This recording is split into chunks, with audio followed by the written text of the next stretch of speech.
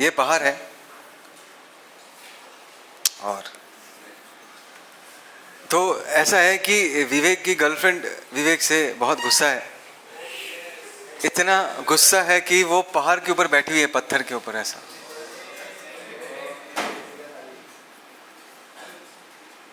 यहाँ बैठी हुई है, बात समझ में आया? विवेक यहाँ पर है, उसके पैरों में दर्द है, इसलिए वो पहाड़ चढ़ नहीं पा रहा।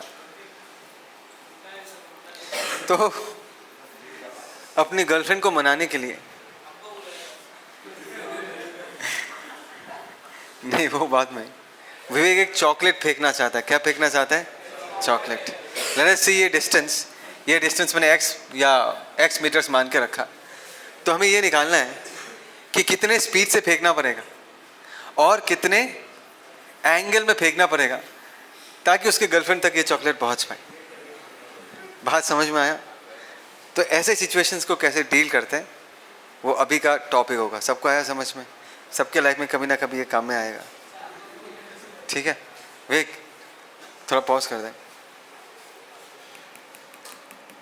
सो जनता, इस टॉपिक का नाम दो projectile motion in an incline plane. सुनाई दिया सबको? Projectile motion in an incline plane. ध्यान से सुनो। ऐसा है, let's imagine there is an incline plane. एक इंक्लाइन प्लेन इस तरीके से इमेजिन करते हैं। सब लोग सुन रहे हो ना? बोलो जनता, है ना? तो ऐसा है, this is an incline plane. Let us say कि इस एंगल को हमने क्या मान के रखा है? थीटा। ठीक है, थीटा को हम क्या बुलाते हैं? We call theta as the angle of inclination. क्या बुलाते हैं? Angle of inclination. मतलब जो इंक्लाइन प्लेन है वो हॉरिजॉन्टल के साथ कितना एंगल बना रहा है। ठीक, तो तुम्हें अपना प्रोजेक्टाइल इस जगह से शूट करना है। This is a projectile and let us से तुमने उसको कितने स्पीड से शूट किया? u स्पीड से। और वो इस इंक्लाइन प्लेन के साथ कितना एंगल बना रहा है? अल्फा। सिंपल। सबको आया समझ में? अच्छा, तो जब ये प्रोजेक्टाइल ट्रैवल करेगा वो कुछ ऐसा पाथ फॉलो करेगा। It will travel something like this and will fall here. समझ में आया?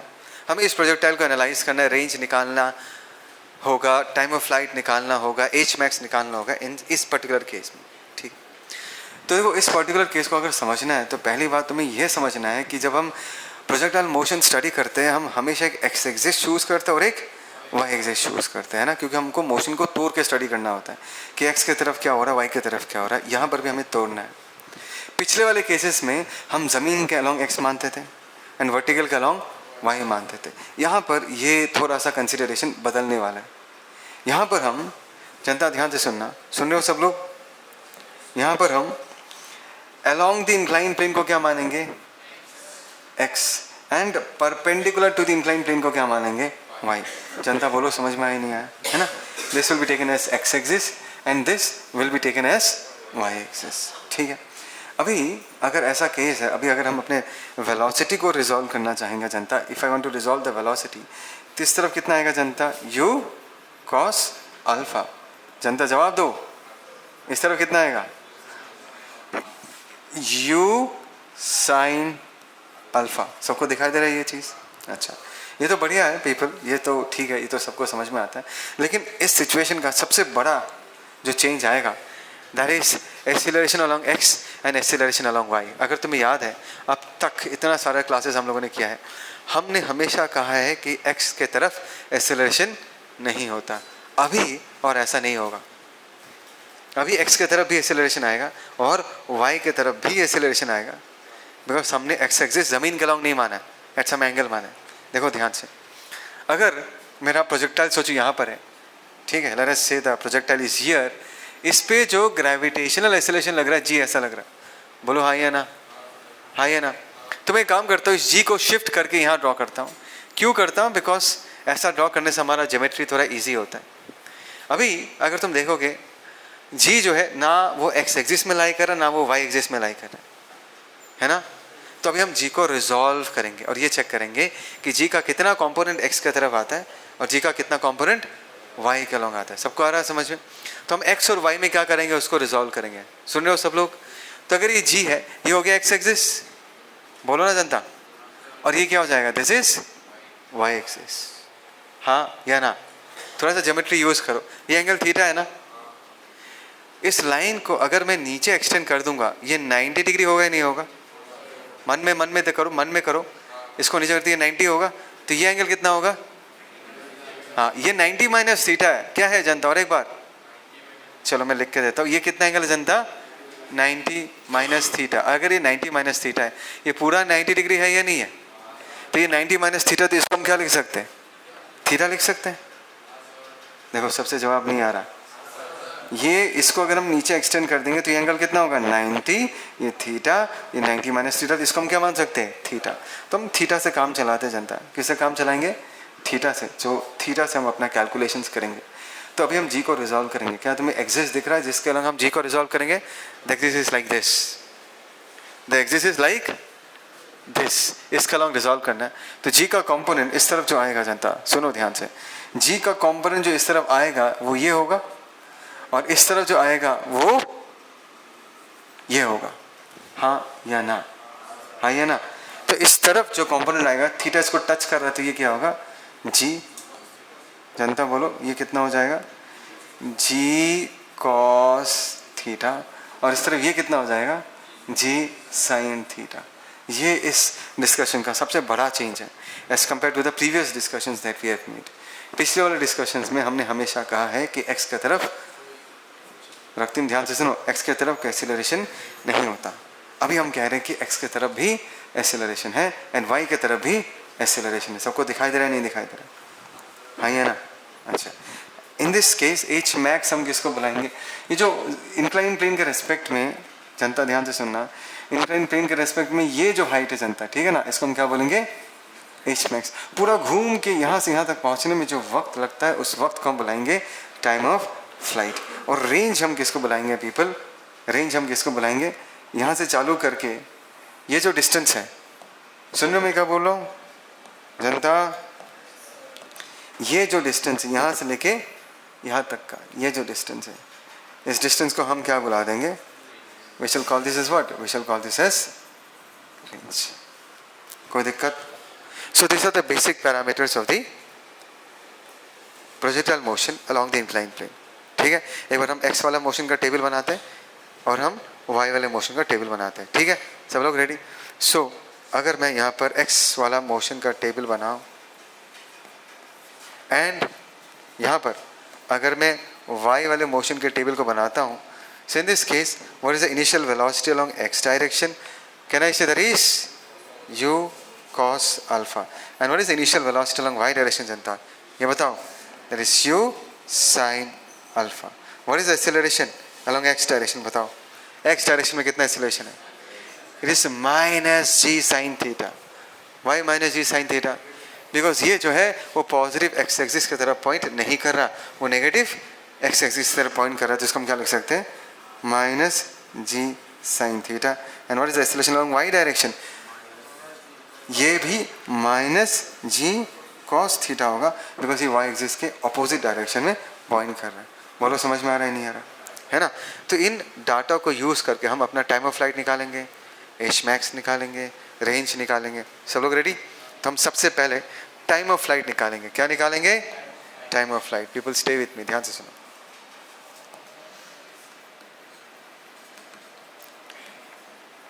अगर मैं टाइम ऑफ फ्लाइट निकालना चाहूँ जनता, सबसे पहले एक जवाब दो कि वाई डायरेक्शन में, ध्यान से देखो इस पिक्चर को, वाई डायरेक्शन में डिस्प्लेसमेंट फाइनल कितना होगा? What is the displacement of the particle along Y direction?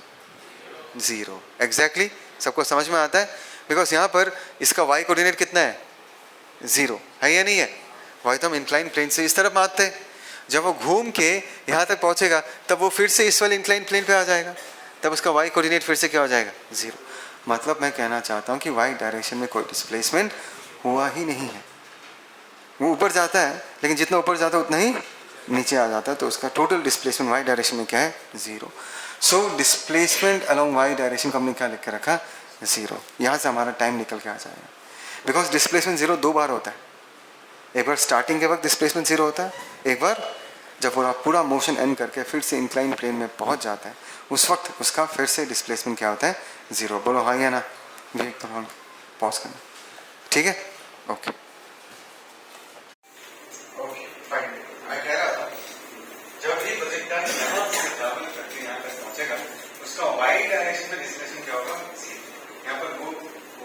क्या होगा 0। जब वो यहाँ पर रिटर्न पहुंचेगा यहाँ पर भी इसका y ग्रेडियंट क्या होगा 0 ही होगा। पोलर डिस्प्लेसमेंट y डायरेक्शन में क्या है 0। और समझ में आया? तो यहाँ पर अगर मैं गलत पुट करना चाहूँ नेक्स्ट स्टेप में हम क्या लिख सकते हैं uy into t plus half ay into t। इस बोलो people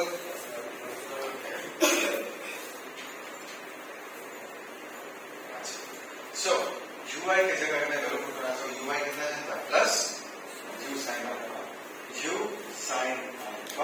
into t plus half ay की जगह क्या पुट करेंगे क्योंकि माइनस जी पुट नहीं कर सकते इस बार क्या पुट करना पड़ेगा minus g cos theta minus g cos theta into what t square that is equal to 0। अगर मैं t को कॉमन लेता हूँ तो यहाँ पर क्या बचेगा u sin alpha minus g cos theta into t divided by what 2 that is equal to what 0। so I get t is equal to 0 or t in this case is equal to what 2 times of u sin alpha by g cos theta। समझ में आया? ऐसा लो देखो इस formula को मैं क्या ऐसा लिख सकता हूँ 2 times of u perpendicular by g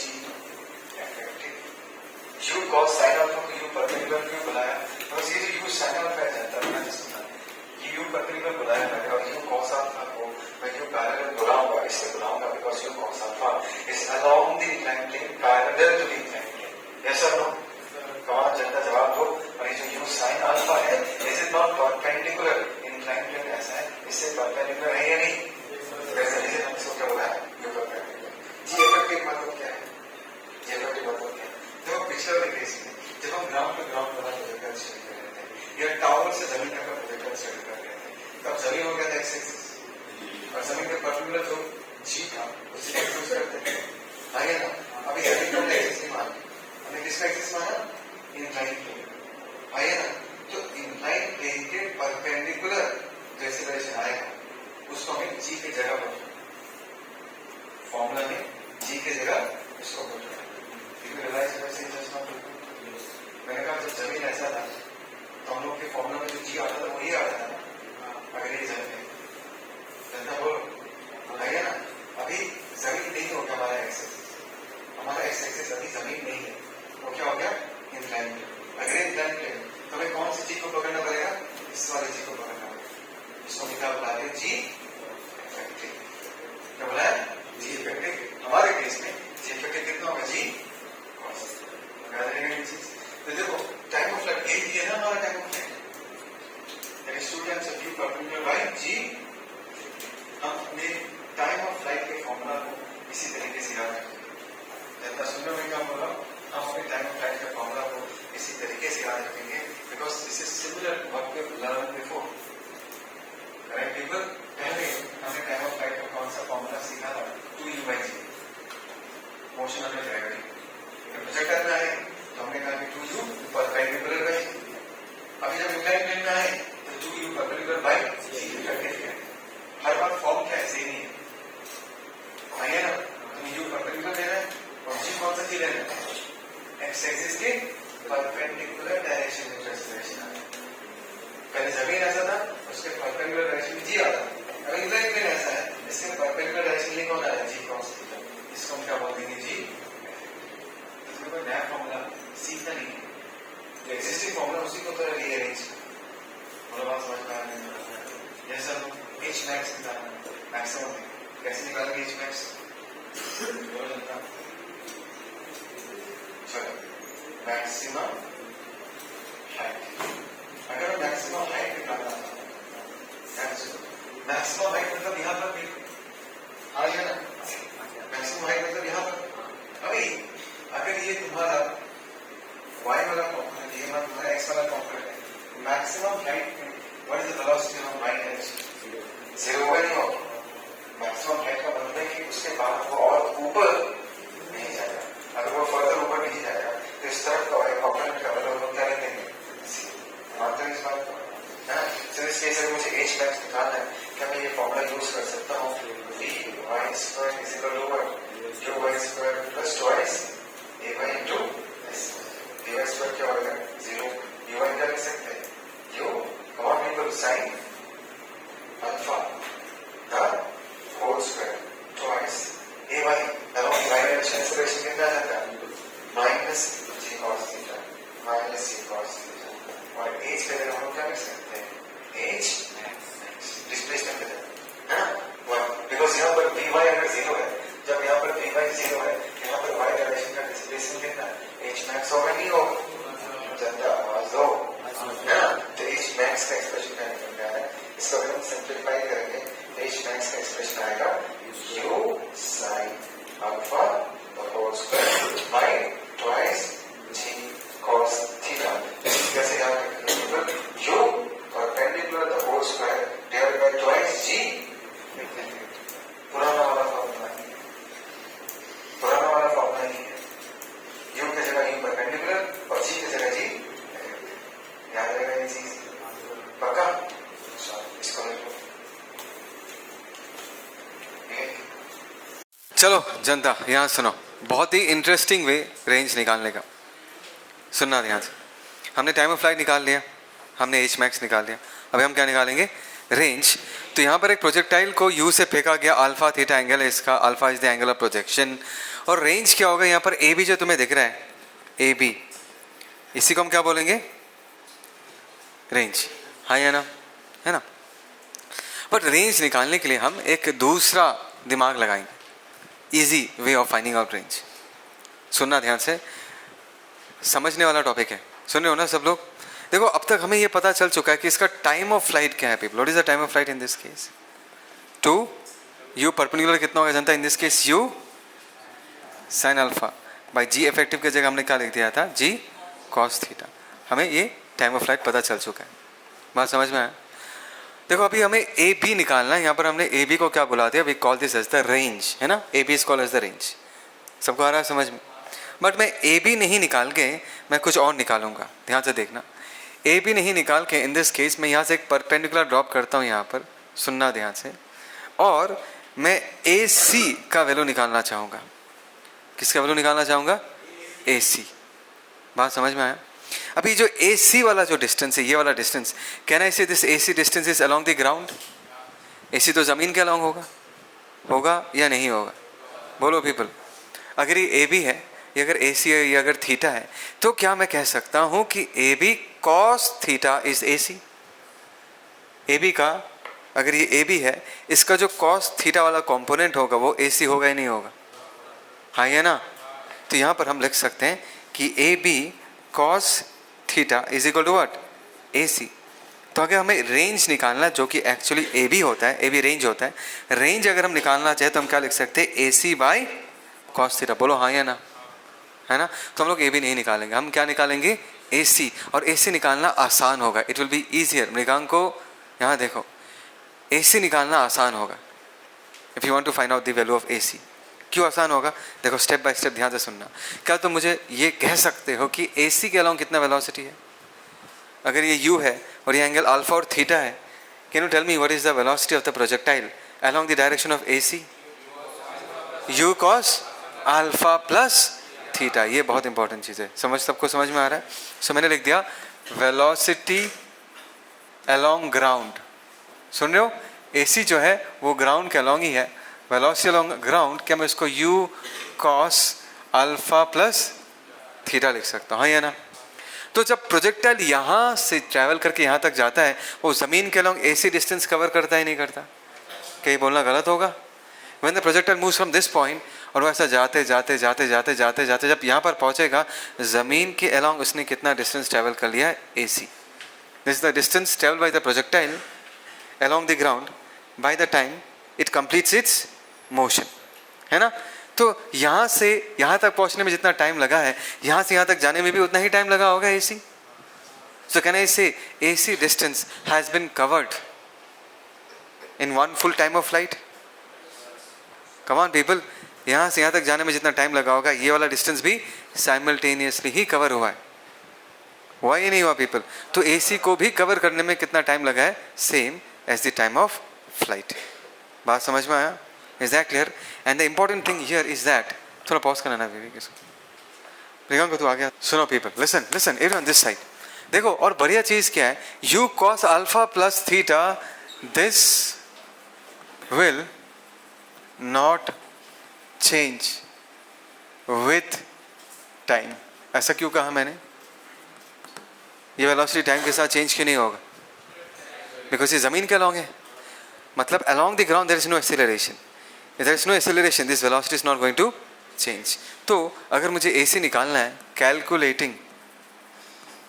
calculating AC, तो हम लोग क्या लिख सकते हैं? AC जो कि हो गया displacement is equal to velocity along AC into what? Time of flight. ये ऐसा वैसा टाइम नहीं है, ये कौन सा टाइम है? टाइम ऑफ फ्लाइट है। Is that clear people? So what is velocity along AC in this case? U cos, come on people, alpha plus theta. और टाइम ऑफ फ्लाइट का जगह हम लोग क्या लिख सकते हैं? हमने यहाँ पर लिख के रखा है 2u sin alpha divided by what? g cos theta. बोलो जनता, समझ में आया ही नहीं आया? आया नहीं आया पीपल? तो ये हो गया हमारा AC। बट क्या हमें AC निकालना है? हमें तो AC नहीं निकालना, हमें क्या निकालना है? रेंज, जो कि होगा AB। और AB कितना होता है? AC by cos theta. Theta अगर हमें रेंज निकालना है जनता, ध्यान से सुनना, जो कि एक्चुअली AB होता है, जो कि एक्चुअली क्या होता है? AC by cos theta. तो हमने AC निकाल लिया बहुत आसानी से। अच्छा, मैं ऐसा क्यों कह रहा हूँ कि AC निकालना आसान है?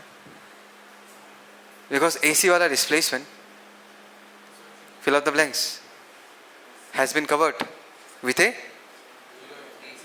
constant velocity. That is the reason AC निकालना आसान है। बात समझ में आ रहा है? इसलिए हम लोग AB नहीं निकाल के हम क्या निकाल रहे हैं? AC निकाल जाएंगे तो हम बस AC को यूज करके AB का वैल्यू निकाल सकते हैं। कैसे? AB is equal to AC by cos theta. तो बाई cos थीटा होने से इसको मैं थोड़ा सजा के लिख देता हूँ। दिस इज 2 है ना, u इंटू यू क्या होगा? u स्क्वायर, यहाँ पर क्या आएगा?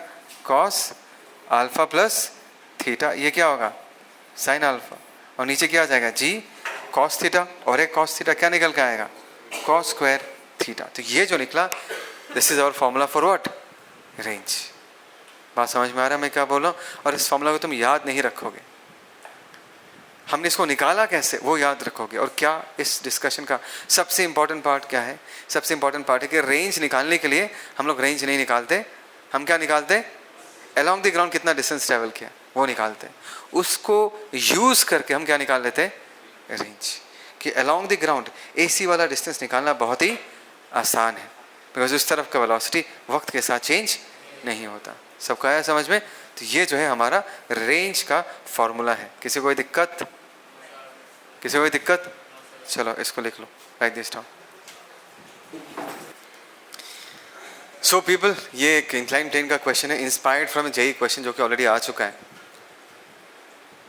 ठीक है, उसी से इंस्पायर्ड है। Let us first draw the diagram by reading the question. A particle is projected horizontally with a speed u. देखो यहाँ पर बोला horizontally with a speed u from the top of a plane inclined at an angle of theta. तो सबसे पहले एक inclined plane बनाते हैं। Let us say this is our inclined plane, है ना। और यहाँ से जो पार्टिकल को शूट किया गया है, it has been shot horizontally. है ना people? कुछ तो बोलो जनता। How far from the point of projection will the particle strike the plane? तो ये ट्रैवल करके जब यहाँ पर गिरेगा, जब ये पार्टिकल यहाँ पर गिरेगा, तो अलोंग द प्लेन ये जो डिस्टेंस है जिसको हम लोग रेंज बुलाते हैं, यहाँ पर तुम्हें पूछा गया है how far from the point of projection. Point of projection से ये पार्टिकल प्लेन को जाके जहाँ पर स्ट्राइक करता है, ये डिस्टेंस का वैल्यू बताओ। मतलब इन्होंने इनडायरेक्टली क्या बताया है? रेंज निकाल के दो। क्या निकाल के दो? रेंज। ठीक है, देखो इस क्वेश्चन में अगर मैंने इस डायरेक्शन को अपना एक्स एक्सिस माना, इस डायरेक्शन को क्या माना? वैसे दिस इज एक्स एक्सिस, इस डायरेक्शन को क्या माना? Y axis. Can you tell me कि इस केस में what is the angle of projection? What is the angle of projection people? अगर ये थीटा है तो ये भी थीटा होगा नहीं होगा? Because they are alternate angles. जनता बोलो हाँ या ना। So along the incline plane what is the component of velocity along the incline plane people? इस तरफ कितना होगा जनता? u cos theta. इस तरफ कितना कंपोनेंट होगा? u sin theta. ये होगा ना u परपेंडिकुलर, ये होगा ना u पैरेलल। रेंज पूछा गया है तो हमें टाइम ऑफ फ्लाइट चाहिए होगा। क्या चाहिए होगा? Time of flight. अच्छा, so what is time of flight in this case people? Time of flight T in this case is 2 times of U perpendicular by G effective. Come on people, 2 times of U perpendicular किसको बुलाएंगे हम? U sin theta by G effective क्या होगा? जनता बोलो, अगर ये G है ना? Come on people, अगर ये थीटा है तो ये एंगल कितना होगा? 90 माइनस थीटा, तो ये वाला होगा थीटा और ये कंपोनेंट कितना हो जाएगा? G cos थीटा, है ना? G effective G cos theta ही होता है along the, मतलब we need that component of G which is perpendicular to the inclined plane. inclined plane के perpendicular जो G आता है उसी को ही हम क्या बुलाते हैं? G effective बुलाते हैं. बोलो जनता, हाँ या ना? तो यहाँ पर हम लोग क्या लिख सकते हैं? G cos थीटा, है ना? क्या निकालना है? रेंज. लेकिन हम रेंज डायरेक्टली नहीं निकालेंगे. क्या बोला मैंने? रेंज डायरेक्टली नहीं निकालेंगे. क्या निकालेंगे? पीपल स्टे विथ मी, ध्यान से देखो क्या निकालेंगे. In this case let us see, अगर A to B हमें निकालना है, हम क्या निकालेंगे? ऐसा लाइन खींच दिया मैंने. क्या मैं CB निकाल सकता हूँ? CB, is it not CB along the ground? और CB के along वाला वेलोसिटी U है या नहीं है? बिकॉज U भी तो हॉराइजेंटल ही है. कम ऑन पीपल, ये इस क्वेश्चन का सबसे इंपॉर्टेंट पार्ट है. U क्या है? U भी जमीन के अलॉन्ग है. CB भी क्या है? जमीन के अलॉन्ग ही है. जितने टाइम में हमारे प्रोजेक्टाइल ने यहाँ से यहाँ तक डिस्टेंस ट्रेवल किया जमीन के अलॉन्ग, उतने ही टाइम में उसने कितना डिस्टेंस ट्रेवल किया होगा? CB. Come on people, give me response. जितने टाइम में ये प्रोजेक्टाइल ट्रैवल करके यहाँ से यहाँ तक पहुँचा है, उतने ही टाइम में जब ये चीज़ ऐसा जा रहा था, वो ज़मीन के अलॉन्ग ऐसा डिस्टेंस ट्रैवल कर रहा था. So both the motions have happened exactly in the same amount of time. तो CB के अलॉन्ग वेलोसिटी कितना है? U, और टाइम कितना लगा है हमने निकाल कर रख दिया, है ना? तो CB निकाल सकते हैं. जनता बोलो, कैलकुलेटिंग CB, है ना? Calculating CB. CB is equal to what? Velocity into time of flight, that is U into time of flight. In this case क्या निकल के आएगा? क्या मैं इसको 2U by G tan theta लिख सकता हूँ? है ना? तो हमने लिख दिया this is 2U by G tan theta.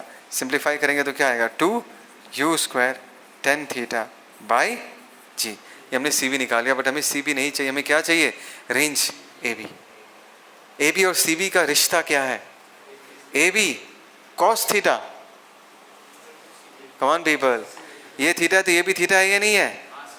तो ये अगर थीटा है, ये अगर AB है, AB cos थीटा CB होगा ही नहीं होगा, है ना? तो हमें AB चाहिए.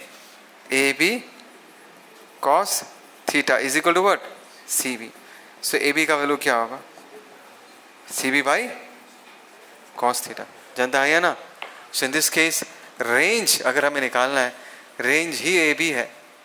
अगर निकालना है that is CB by cos theta. CB का वैल्यू हमने यहाँ पर लिख के रखा है. क्या लिख के रखा है?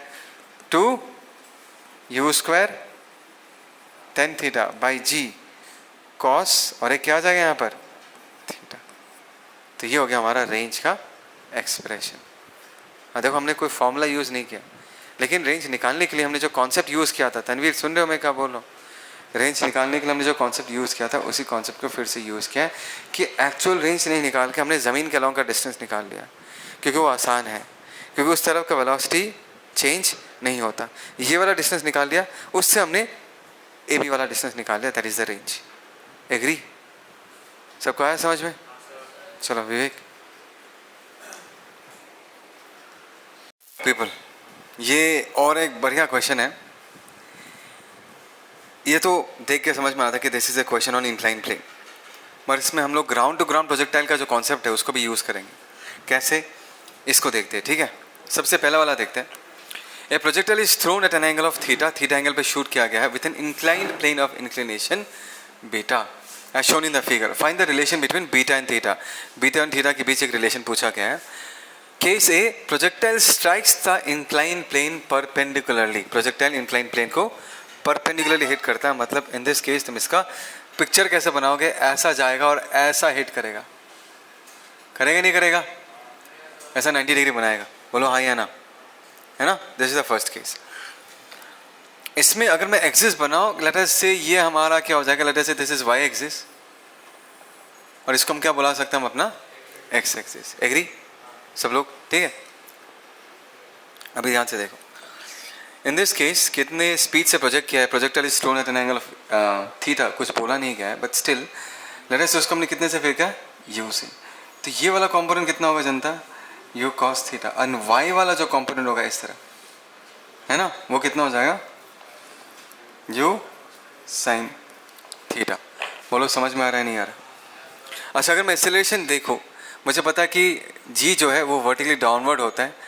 अगर मैं यहाँ पर ड्रॉ करके रिजॉल्व करूँ, दिस इज बीटा, ये वाला होगा g cos बीटा, और ये वाला कंपोनेंट होगा g sin बीटा। बोलो बात समझ में आ रहा है नहीं आ रहा?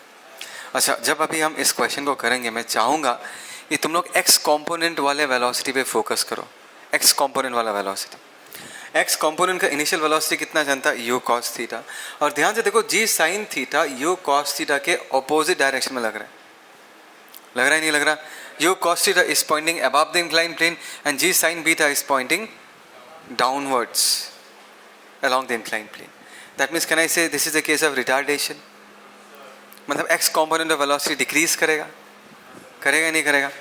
अभी अगर मैं इस जगह पर देखो जनता, ध्यान से सुनना, इसमें अगर कहा गया है कि वो प्रोजेक्टाइल इंक्लाइन प्लेन को परपेंडिकुलरली हिट करता है, मतलब सिर्फ y कंपोनेंट एग्जिस्ट करता है, x कंपोनेंट जीरो है। Can I say that? सोच के देखो तो एक बार, सोचो तो। क्वेश्चन में बोला कि अगर ये प्रोजेक्टाइल इंक्लाइन प्लेन को परपेंडिकुलरली हिट करता है, मतलब टॉकिंग अबाउट दिस, अगर परपेंडिकुलरली हिट करता है तो ये वाला जो वेलोसिटी है, is it not along Y direction? X direction में कितना वेलोसिटी है? जवाब दो। अगर वो परपेंडिकुलरली हिट करता है तो एक्स डायरेक्शन में कितना वेलोसिटी है? जीरो होगा ही नहीं होगा? मतलब एक्स डायरेक्शन का वेलोसिटी क्या हो चुका है? जीरो हो चुका है। एक्स डायरेक्शन का वेलोसिटी का हमेशा जीरो था? नहीं, एक्स डायरेक्शन का वेलोसिटी कितना था? u cos theta. और इस g sin बीटा के कारण वो वेलोसिटी रिड्यूस होते होते होते होते by the time the projectile strikes the incline plane, यहाँ पर देखो the velocity along x direction क्या बन जाता है? जीरो, है ना? तो अभी अगर हमें इन दिस केस रिलेशन पूछा गया है, सो हम इस कॉन्सेप्ट से टाइम ऑफ फ्लाइट का वैल्यू निकालते हैं कि कितना टाइम लगा होगा, और इस इक्वेशन को हम किस डायरेक्शन का अलोंग अप्लाई करेंगे? We shall apply along x direction. किस तरह अप्लाई करेंगे? X direction. कैसे? क्योंकि एक्स डायरेक्शन का डाटा हमारे पास है। उस प्रोजेक्टाइल का इंस्टेंटेनियस, अगर मैं इनिशियल वेलोसिटी देखूँ, if I am watching along the incline plane, इस तरह वेलोसिटी कितना जनता? u cos theta. जनता आवाज़ तो आई है ना? डाउनवर्ड डायरेक्शन में रिटार्डेशन कितना जनता? जी साइन बीटा। और जब वो यहाँ पर पहुँचता है, इस तरफ का फाइनल वेलोसिटी कितना है? जीरो। क्या मैं टाइम निकाल सकता हूँ इस डाटा से? क्या मैं टाइम निकाल सकता हूँ? कौन से इक्वेशन से निकाल सकता हूँ? v equal to U plus A T. So यहाँ पर V X is equal to what? U X plus X into T. V X का वैल्यू हम लोग क्या लिख देंगे? जीरो। यू एक्स कितना होगा? Plus you cos theta plus x, opposite direction में है, इसको पॉजिटिव माना है, इसको नेगेटिव मानना पड़ेगा, माइनस जी साइन बीटा इंटू क्या हो जाएगा? टी। तो अगर मैं इस t का वैल्यू लिखूँ, इसको इस तरफ लेकर जाते हैं, पॉजिटिव हो जाएगा, तो t का वैल्यू क्या आ जाएगा? u cos theta divided by what? g sin beta, है ना? ये वाला इन्फॉर्मेशन हमने कहाँ से निकाला? This time which is actually the time of flight people, yes और no? This is the time of flight. इतना टाइम लगा होगा बिकॉज इतने ही टाइम में हमारा x component of velocity u cos theta से रिड्यूस होकर क्या बन चुका है? जीरो बन चुका है। दिस टाइम को हम क्या बोल सकते हैं? We can call this time as the time of flight. क्या टाइम ऑफ फ्लाइट का एक अलग फॉर्मूला भी हमने सीख कर रखा है? क्या सीख कर रखा है? Two u perpendicular by g effective, है ना? सो वो फॉर्मूला को अगर मैं यूज़ करूँ टाइम ऑफ फ्लाइट का, two times of u perpendicular, u perpendicular कितना होगा जनता? U sine theta by g effective क्या हो जाएगा? जी, बोलो जनता, कॉस बीटा, है ना? तो अगर मेरा ये इक्वेशन ए है, ये अगर मेरा इक्वेशन बी है, can I say both the equations will be equal to each other? Because दोनों ही टाइम ऑफ फ्लाइट को रिप्रेजेंट कर रहा है। एक मैंने एक्स डायरेक्शन से निकाला, दूसरा हमने वाई डायरेक्शन से निकाला। अगर तुम्हें इसका डेरिवेशन याद है तो दोनों का वैल्यू हम क्या कर सकते हैं? इक्वेट कर सकते हैं। तो यहाँ पर हमने क्या लिख दिया? From A and B. Come on people, A and B से हम लोग क्या लिख सकते हैं? यहाँ पर लिख देता हूँ, ये क्या है? That is u cos theta by g sine beta. जनता देख रहे हो ना? और इस तरफ क्या हो जाएगा? Two times of u sine theta by g cos beta. Two sorry two तो नहीं कटेगा, यू और यू कट जाएगा, जी और क्या हो जाएगा, जी कट जाएगा, तो क्या आ गया, this is cos theta by sine beta is equal to 2 times of sine theta by cos beta. कुछ तो बोलो। सो इन दिस केस क्या मैं लिख सकता हूँ, साइन थीटा को इस तरफ ले गया, कॉस बाई साइन कितना हो जाएगा, cos theta is equal to what, twice tan beta. So this is the relation between theta and beta as asked in the question. बात समझ में आई? ये तो ठीक है, ये तो निकल के आ जाएगा, लेकिन इस क्वेश्चन का सबसे इंपॉर्टेंट पार्ट क्या है पीपल? इस क्वेश्चन का सबसे इंपॉर्टेंट पार्ट है ये समझना कि अगर इंक्लाइन प्लेन को कोई ऐसे अगर 90 डिग्री में हिट कर रहा है तो सिर्फ y वाला कंपोनेंट ही एग्जिस्ट कर रहा है, x वाला कंपोनेंट क्या हो जा रहा है, जीरो। ये समझना सबसे इंपॉर्टेंट पार्ट है इस क्वेश्चन का। समझ रहे हो मैं क्या बोल रहा हूँ? बाकी सब तो हो जाएगा। अगर कहा गया कि इंक्लाइन प्लेन को परपेंडिकुलरली हिट कर रहा है तो x वाले कंपोनेंट को हम क्या बोल देंगे, जीरो। और इसके पीछे का रीजन क्या है, because of this deceleration that is g sign beta. इस डिसेलरेशन के कारण इनिशियल वेलोसिटी x की तरफ कितना था, u cos थीटा, जो इवेंचुअली रिड्यूस होकर क्या बन जाता है, जीरो। सबका आया समझ में? कोई दिक्कत, कोई प्रॉब्लम नहीं है ना?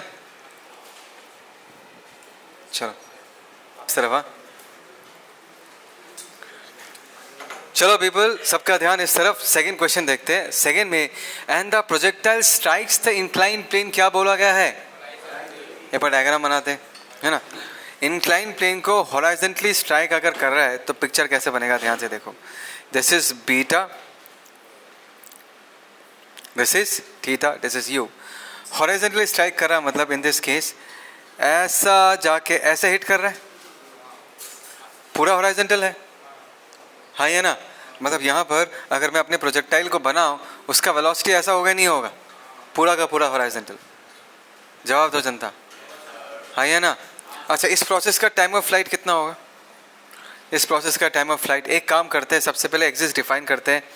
वैसे दिस इज वाई, ये कौन सा एक्सिस होगा जनता?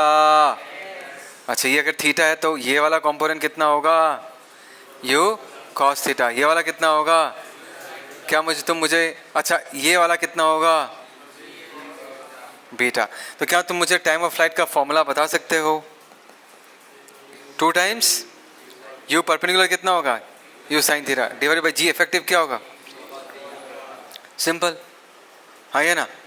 अभी मैं चाहूँगा कि तुम अभी के लिए ये जो इंक्लाइन प्लेन के ऊपर ये प्रोजेक्टाइल ट्रैवल कर रहा है, ये थॉट को छोड़ के इंक्लाइन प्लेन को भूल जाओ, फॉरगेट अबाउट इंक्लाइन प्लेन। क्या तुम्हें इंक्लाइन प्लेन दिख रहा है? नहीं दिख रहा, नहीं दिख रहा। जस्ट एक प्रोजेक्टाइल है जो कि ट्रैवल कर रहा है, एक प्रोजेक्टाइल है जो यहाँ से ट्रैवल करके यहाँ तक पहुँचा है। अगर ग्राउंड को रेफरेंस मान के देखोगे, what would you like to say about this condition? अगर ग्राउंड को रेफरेंस मान के देखोगे तो प्रोजेक्टाइल अगर ऐसा जाता है और उसका वेलोसिटी हॉरिजॉन्टल हो जाता है तो वो पॉइंट कौन से पॉइंट को रिप्रेजेंट करता है, मैक्सिमम हाइट को रिप्रेजेंट करता है, करता है नहीं करता जनता, हाँ या ना। अगर मैक्सिमम हाइट को रिप्रेजेंट कर रहा है, मैक्सिमम हाइट तक पहुंचने के लिए जो वक्त लगता है, is it not half of the time of flight? मतलब पूरे का जो टाइम ऑफ फ्लाइट है, ध्यान रखना, अभी मैं इंक्लाइन प्लेन के बारे में बात नहीं कर रहा, मैं सिंपली तुम्हें ये कह रहा हूँ कि ऐसे इमेजिन करो कि तुम्हारे पास एक प्रोजेक्टाइल है, इसको हमने क्या मान लिया, ज़मीन। बोलो जनता, ये यू है, ये एंगल कितना होगा, थीटा प्लस बीटा होगा नहीं होगा, और ये ट्रैवल करके ऐसा यहाँ पर हॉरिजॉन्टल हो चुका है, तो यहाँ से यहाँ तक जाने का टाइम कितना होगा, half of time of flight in this case, हाँ या ना। ग्राउंड टू ग्राउंड प्रोजेक्टाइल के लिए टाइम ऑफ फ्लाइट का फॉर्मूला क्या है, 2 टाइम्स। अच्छा पीपल, तो मैं कह रहा था कि इन दिस केस अगर मैं प्रोजेक्टाइल को ग्राउंड के रेस्पेक्ट में ऐसे सोचूं तो हॉरिजॉन्टल होने का मतलब है वो कहाँ पर अपने मैक्सिमम हाइट में है या नहीं है। तो अगर ये मैक्सिमम हाइट है, हमने ग्राउंड टू ग्राउंड प्रोजेक्टाइल के लिए जो टाइम ऑफ फ्लाइट का फॉर्मूला सीखा था ग्राउंड टू ग्राउंड प्रोजेक्टाइल के लिए, जवाब दो जनता। उस टाइम ऑफ फ्लाइट का फॉर्मूला क्या था, 2u परपेंडिकुलर बाई जी था या नहीं था? तो वो तो पूरा मोशन करने के लिए टाइम लगता है, यहाँ से यहाँ तक जाने में कितना टाइम लगेगा, उसका आधा, है ना। तो इस पिक्चर से टाइम टेकन हम लोग क्या लिख सकते हैं, बोलो, है ना। So in this case 2 times of u perpendicular, इस पिक्चर में यू परपेंडिकुलर कितना होगा जनता, बोलो, u sine theta plus beta, मानते हो या नहीं मानते, है ना। और in this case g effective क्या होगा, in this case g effective g ही होगा, समझ रहे हो मैं क्या बोल रहा हूँ।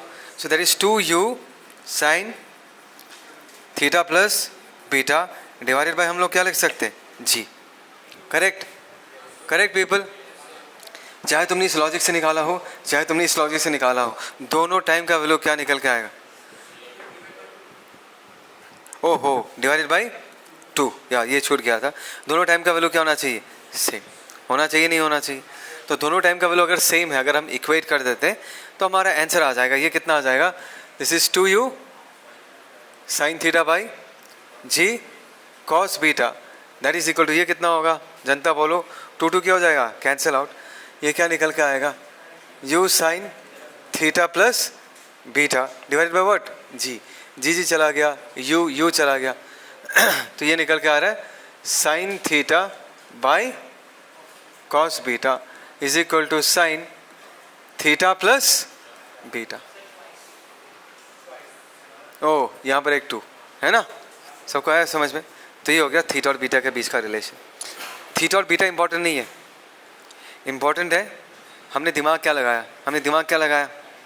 एक बार इंक्लाइन प्लेन के रेस्पेक्ट में फॉर्मूला यूज़ किया, दूसरा हमने उसी पिक्चर को एक अलग नज़र से देखा, इंक्लाइन प्लेन को गायब कर दिया और हमने कहा कि अगर वेलोसिटी हॉरिजॉन्टल हो रहा है इसका मतलब है वो प्रोजेक्टाइल अपने मैक्सिमम हाइट में है, मतलब उसने अपने मोशन का आधा पार्ट कंप्लीट किया है, हाँ या ना।